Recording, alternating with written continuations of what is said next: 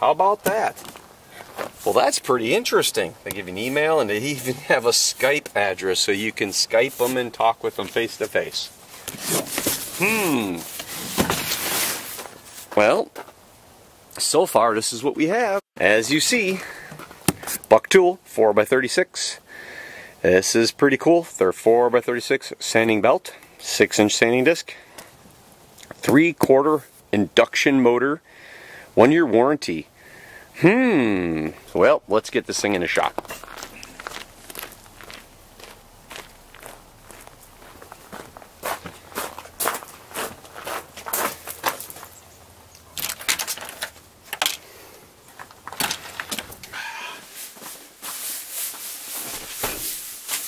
Alrighty, well, it's always hard to do something over here in a workbench. I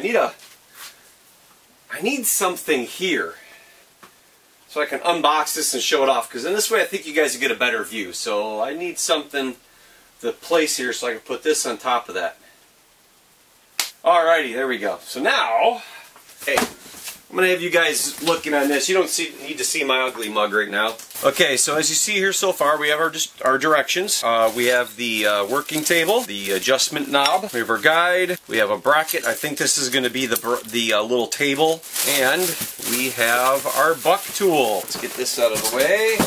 Okay, so first impressions, it's actually kind of cool looking. I'm not much into bronze and gold and stuff like that, but it's actually, you know, kind of neat. You can see it's all kind of cast rough metal and stuff. That it's kind of, I guess it's normal. We got our power cord here. Let's see, pull this out. We got a couple of ports. We have a port here that looks like we could attach a vacuum line to. There's 2 ports. There's actually one on this side, which is going to be the dust collection, I think, for the sander as it's going, because you see the arrows directing us and it's going to be spinning this way. Then there's one over here as well. Hopefully you guys will see that one. There's this one right here that's going to come off of this sander. On-off switch, no speed control or anything. Yeah, it's got a tracking knob. Spin this thing around for you. So you can see it has a leg that's standing that up. It looks like it has the same Allen key setup. And let's get this loosened up here. Oh, that's stiff. That is stiff. Probably should get a socket and the key that fits that, but yeah, see, so we have this will rotate upwards like that. I guess you could leave the leg on there. This is the tracking knob, and that was the other thing with the Wen. It didn't actually have a tensioning knob. It's a tracking knob, but it's a preset load. So when you lift this lever up, it takes the tension out of the belt. You'll see this in a second. Watch that. See how it comes out loose? Well, this lever right here does that. You take it off. Now you can take this off, and then when you're ready to go, you put that back on again. When you turn it on and you start running, this will start to spin, and if it spins and the belt goes to the left too much or to the right, use your tracking knob right here. With the Wen, that was slipping. There was no way of tightening it. It was slipping. I cleaned everything up, so I wasn't really sure what the problem was there. But what I do think one of the issues is with the Bucktool, the motor's right here. So the drive shaft is going right to this belt right here, and it's going right to the disc over here. With the Wen, it was actually a gear wheel. Then it drove a belt, which went to another wheel that drove the sanding belt. And I'm thinking the problem is dust got inside of the component, the enclosed housing or whatever you want to call it, the plastic shroud in the body, and I think the dust got inside there and was causing the belt to slip. And I think that was the flaw in the design, is because you had too many other variables to cause problems. I liked the Bucktool as well as a couple others because it was a direct drive, so I thought it would give you the most power and torque to be able to sand. So that was my thinking. So I'm going to go put some of this together, and we're going to set this up outside the shop, and we're going to put it for its test run. Okay, one thing I noticed right off the bat here, I wanted to change the belt. They gave me, as you saw, there was a belt that was on it. It was an 80 grit, but I had a used one. It was only used just for a brief couple seconds when we were doing the Wen video.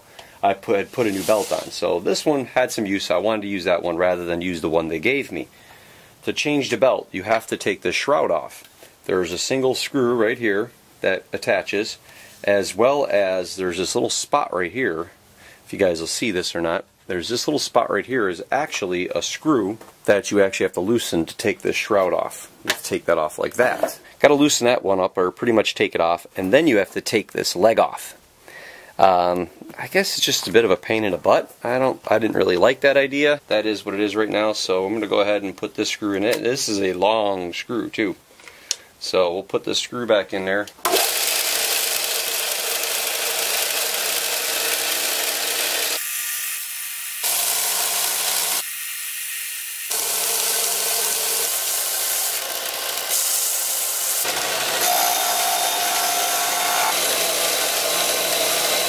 So far, works good. We processed, you see how these scales, they get pretty rough and tumble and everything like that. I processed 4 blocks as you saw, or 3, and I cut one down.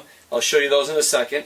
You know, no hiccups. The belt seems to be holding up good, but the wens did as well. I don't like the idea of having to take stuff off. Some of the things I've mentioned, I'm not going to harp on those again.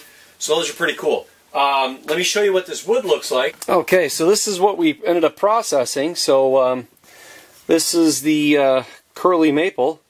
You see there's still some vertical scratches, and what was weird, it was in the belt. This belt has something in it, and I'm thinking it's coming from this fabric, and I'm not liking these belts at all. This fabric, you could feel it. It comes up. And so it's starting to scratch the surfaces. You see those scratches right there.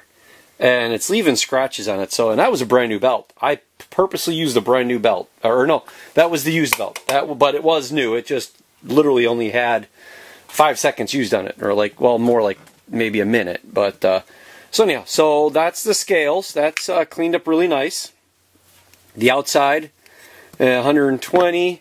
Again, here's another one. Again, you see that little scratches. See those vertical scratches right there? That's from that. So, again, it's just really to show the grain and how the colors come out and stuff like that. That was the biggest thing. I don't know how aesthetically pleasing you have to worry about the scratches. You have to sand this surface down before you glue it in anyhow. But this one too, look at the blue in there. Look at that blue right there. That's pretty cool. The blue and silver. And these are curly maple. This one here and that one there is dyed in black. It's curly maple and dyed in black, and it has grays and browns. So, am I happy with it so far? Yeah, I think I am. I'm happy with it so far, but I was happy with the wen. So there's that.